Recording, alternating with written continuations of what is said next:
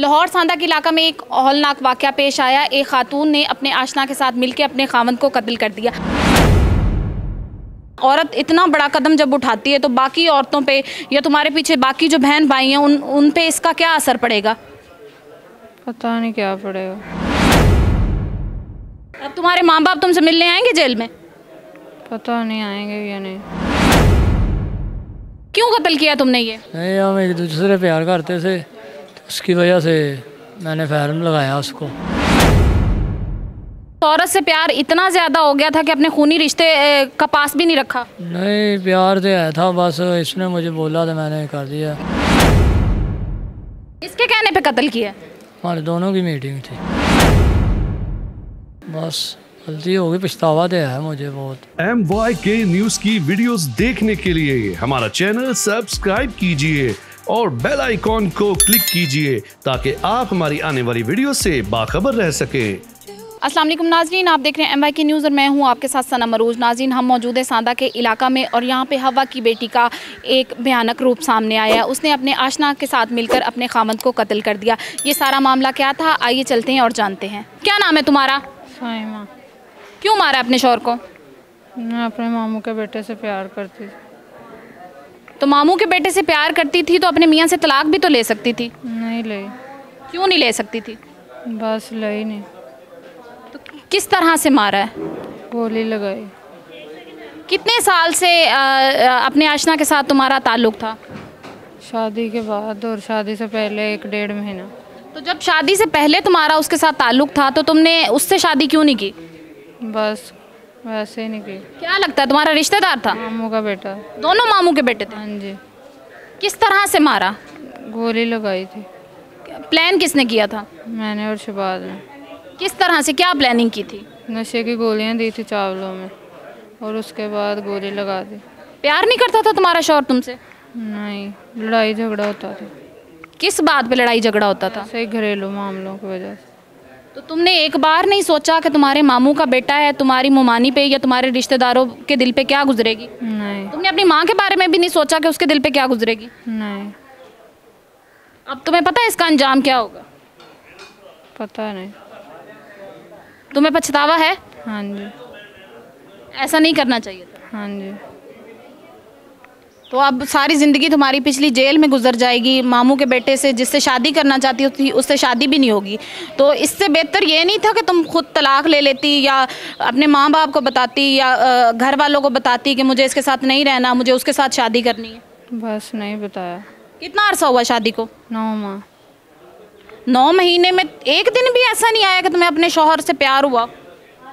बस ठीक था। नहीं, तुम्हें तरस नहीं आया उस पर? नहीं। क्या सोच के तुम देखो ना, औरत इतना बड़ा कदम जब उठाती है तो बाकी औरतों पे या तुम्हारे पीछे बाकी जो बहन भाई हैं उन पे इसका क्या असर पड़ेगा? पता नहीं क्या पड़ेगा। अब तुम्हारे माँ बाप तुमसे मिलने आएंगे जेल में? पता नहीं आएंगे या नहीं। अभी तक कोई भी मिलने नहीं आया? नहीं, अम्मी आई थी। तो अम्मी को देख के शर्म नहीं आई? आई। नाज़रीन, हमारे साथ मौजूद है इस केस का दूसरा मुलजिम। क्यों कत्ल किया तुमने ये? वो मेरे चाचे का बेटा था। चाचू का बेटा था इसलिए कत्ल किया? नहीं, हम एक दूसरे से प्यार करते थे तो उसकी वजह से मैंने फैरम लगाया, उसको गोली मार दिया। चाचे का बेटा था मेरे। तो पछतावा हो रहा है? हाँ जी। तो ज़रा एहसास नहीं आया कि अपने सगे चाचा के बेटे को मार दिया? बस गलती हो गई, पछतावा तो है मुझे बहुत। इस औरत से प्यार इतना ज़्यादा हो गया था कि अपने खूनी रिश्ते का पास भी नहीं रखा? नहीं, प्यार तो आया था, बस इसने मुझे बोला तो मैंने कर दिया। इसके कहने पे कत्ल किया? हमारे दोनों की मीटिंग थी। दोनों ने मिलके प्लान बनाया? हाँ जी। तो जो जिस पिस्टल से गोली मारी वो पिस्तौल कहाँ से लिया था? उधर बंद से लिया था, बहुत पुराना मेरे को। अब बोलने की हिम्मत भी नहीं है? बोलना क्या मैडम जी, बता रहा हूँ मैं, जो आप पूछेंगे बता दूँ। पहले नहीं सोचा था अंजाम के बारे में कि इसका अंजाम क्या होगा? नहीं। सोचा होगा कि बस आराम सुकून से उसको कत्ल करूँगा और मेरी इसके साथ शादी हो जाएगी? हाँ जी। तो वैसे कह देते, घर वालों को बता देते, इतनी मोहब्बत थी, वो तलाक ले लेती फिर उससे शादी कर लेते। तुम्हारे तो वो चचा का बेटा था, तुम्हारा तो वो खून था। हाँ जी, चाचे का बेटा था मेरे। अपने रिश्तेदारों के साथ ऐसे करता है कोई? नहीं, गलती हो गई है मेरे से, बहुत बड़ी गलती हुई है। अब सोचा है कि क्या सज़ा होगी तुम्हें? नहीं, अभी जो भी होनी है होनी तो है ही है। तो फिर अब क्या हासिल हुआ? कुछ भी नहीं, जलालत ही है या इतनी शर्मिंदगी हो रही है मुझे। अपने बाप को मुंह दिखा सकोगे? नहीं, किसको भी नहीं दिखा सकता, बाप को क्या दिखाना। एक बार भी तुम्हारे दिल में ये ख्याल नहीं आया कि मैं इतना बड़ा कदम उठाने जा रहा हूँ? एक बार भी तुम्हारे दिल में रहम नहीं आया? नहीं, बस मेरा दिमाग ने काम ही नहीं किया। अब पछता रहा हूँ इतना, मैं क्या बताऊँ आपको। अब का पछतावा किस काम का है? बस क्या बताएं, बहुत बड़ी गलती हुई है मैडम जी। सज़ा तो होनी है मुझे, कुछ कौन सी भी होनी है। अब उम्र कैद की सज़ा भी हो सकती है? हाँ, कोई भी हो सकती है, क्या कर सकता हूँ, मेरे पास में तो नहीं ना है सज़ा। तो अंजाम तो यही है ना तुम्हारा अब? हाँ जी। इस कत्ल का सारा प्लान किस तरह से बनाया था? मैंने दोनों ने बनाया था, हफ्ते के दिन हमने प्लान बनाया था। दोपहर दे रहे हैं, इसने कहा इसको मीठे चावलों में ना गोलियां मिला दी थी। तो गोलियां कहाँ से ली थी उसने? मैंने ला के दी, उसने मुझे कहा ला के दो मुझे, मैंने ला के दी थी, 2 पत्ते ला के दिए थे। तो पहले भी गोलियां दे के इस तरह से तुम्हें मिलती थी? नहीं, पहले नहीं थे, हम मिलते, हम ऊपर रहते हैं, ये नीचे रहते थे, हमारा कोई नहीं इतना इशू था। इसने मुझे कहा गोलियां ला, मैंने 10 बजे इसने कहा मुझे खिला दी हैं। तो मैंने रात को दरवाज़ा खोला हुआ था, मैं 2 बजे आया हूँ, तो मैंने फायर लगा दिया, तो मैं भाग गया हवेली में, हवेली जा बैठ गया। सुबह पता लगा दानिश फोत हो गया। फिर हम पकड़े गए थे 3-4 दिनों बाद। कैसे पकड़े गए थे? पुलिस वाले ने पकड़ा था। घर वालों को शक हो गया था? नहीं, पुलिस वाले ने पकड़ लिया, घर वाले को तो नहीं शक मुझे। नाजरीन, हमारे साथ मौजूद हैं इस केस के इन्वेस्टिगेशन ऑफिसर रियासत अली नागरा साहब। सर, आपको इस केस की इत्ला कब हुई? मैडम साहबा, मोर खा 21/5 को तकरीबन 10 बजे इतला मिली कि कीमा वाला बाज़ार एक मर्डर हो गया, और उसमें मैं, मेरे DSP साहब, मेरे SP साहबा, अकीला नियाज नकवी साहबा और दीगर अफसरान मौके पे पहुँचे। तो दानिश एक कमरे में बेड के ऊपर, उसकी डेड बॉडी जो है खून में लथपथ पड़ी हुई थी। तो उस वक्त जाकर जो मौका मुलाजा किया तो लातवा का, तो उस वक्त ही हमारे जहन में आ गए थे कि ये कोई बाहर का आदमी इसको कत्ल नहीं कर सकता, इसका कोई आदमी अंदर से ही कोई कत्ल करके चला गया। तो उसके बाद फैमिली वालों ने कोई शक जाहिर किया? जी, मकतूल के घर वालों ने कोई शक जाहिर किया किसी पे? मकतूल के घर वालों ने बिल्कुल नहीं शक ज़ाहिर किया। उसकी वजह यह है कि ये साथ साथ इनके घर हैं, लेकिन इनका प्यार इतना है कि एक दूसरे पे ज़रा भी इसको गुमान भी नहीं था कि ये इतना घिनौना जुर्म कर सकते हैं। तो उस वक़्त हम अपने तौर पे, मैयत का टाइम था, गैदरिंग थी, कुछ 1-2 दिन हमने भी अपना खुफिया तौर पे अपने तजर्बे से कोई बातें उधर महल्ले से ली, और उसके बाद जदीद टेक्नोलॉजी के तहत मदद से हम काफ़ी शवाद इकट्ठे कर लिए।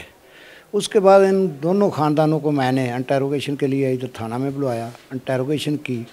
तो इन दोनों लोगों के ऊपर हमारा मुकम्मल शक गुजरा। इन दोनों को मैंने बैठा लिया और दूसरों को फ़ारग कर दिया। जब इनको इंटरोगेशन की इनकी, तो उन्होंने तमाम लातवा बता दिए। मामला ये हैं, शबाज़ और सैमा कज़न है, मामे फूफी का इनका रिश्ता है, और मकतूल जो है वो भी सैमा का मामे का बेटा था। शबाज़ और सैमा शादी से पहले भी प्यार करते थे, 8-9 माह कबल इनकी शादी हुई है, उसके बाद भी इनका आपस में प्यार चलता रहा। और इन्होंने सोचा कि इनको कोई जहरीली चीज़ें खिलाकर इनको ख़त्म किया जाए। जो उन्होंने एक महलूल है, इसमें काला थोथा भी है और जहरीली गोलियां भी हैं, 2 शीशियों में महलूल है जो शबाज़ ला कर देता था, और सैमा ने उनको रात के वक्त दूध में मिलाकर उनको पिलाती थी।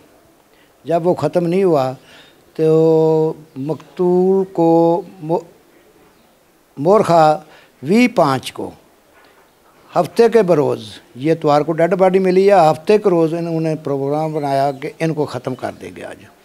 और शबाज़ ने सैमा को नशावर पत्ते जो वो ला कर दिए। उसके बाद सैमा ने रात को मीठे चावल पकाए और तमाम ख़ानदान को खिला दिए।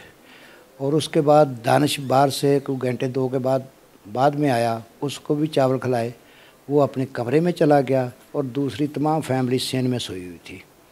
और उसके बाद शहबाज आया, उन्होंने इनसे पूछा और इन्होंने बता दिया कि मैंने उनको जहरीली जो चीज़ें हैं नशावर खिला दी हैं, आगे आपका काम है। और प्लान के तहत बाहर का मेन गेट जो है वो भी खुला रखा। तकरीबन रात 1:45 बजे के करीब शहबाज आया और उस वक्त सहमा उनको देख रही थी। वो अंदर चला गया, अंदर वो लेटा हुआ था, उसकी कमर पे फैर मारा, जो सीने से गुज़रता हुआ सामने शोकेस के शीशे में उसकी गोली लगी और वो फ़रार हो गया। उसके बाद सहमा ने तकरीबन आधा पौने घंटे के बाद दोबारा जाकर चेक किया कि वो डेड हो चुका है या उनकी क्या हालत है। जब वो अंदर गई है तो उस वक्त वो सांस ले रहा था। उसके बाद सहमा ने ये सुरहाना उसके मुंह पे 5-10 मिनट रख कर दबाए रखा, उसका सांस बंद कर दिया और उसको मुकम्मल ख़त्म करने के बाद ये भी बाहर फैमिली में आकर अपनी चारपाई पे लेट गई। ये मामला है। उसमें अल्हम्दुलिल्लाह जो हमारा फ़र्ज़ था वो असल मुलज़म आपके। पुलिस को कितना टाइम लगा ये सारा केस सॉल्व करने में? मेरा ख्याल 5-6 दिन में हम रिजल्ट। बरामदगी हो गई है पिस्टल वगैरह जो सारे? ये अल्लाह कत्ल है, पिस्टल है, ये हमारे पास है, ये बरामदगी हो चुकी है। जो उन्होंने घर में जो जहरीली चीज़ें, इसमें नीला थोथा है, 81 वगैरह नशावर गोलियां हैं, पत्ते हैं और 2 शीशियों में महलूल है और उसमें सुराख भी निकाले हुए हैं। जब वो दूध देती थी वो जल्दी से उसमें डेल देती थी, ढक्कन खोलने की ज़रूरत नहीं सी होती। तो इसी तरह ये तमाम चीज़ें हमने वो भी बरामद कर ली हैं। और अब आगे इन पे कौन सी दफ़ा लगेगी या इनका आगे अंजाम क्या होगा? जी बिल्कुल 302 का मुकदमा तो ऑलरेडी मकतूल के वालिद की मदयत में दर्ज हो चुका है। ये दोनों बराबर के कत्ल में शरीक हैं।